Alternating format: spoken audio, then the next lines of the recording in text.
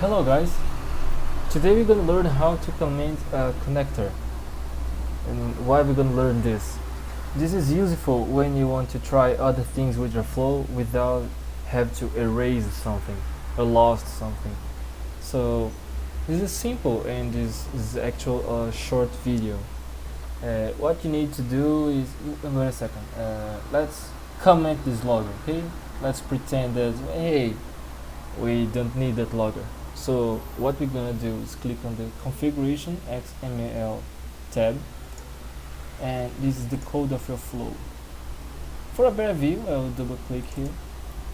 Okay, and what we want to comment to hide is the logger, right? So what we have to do, we have to put tag this. See, it auto completes. So what you have to do is cut this and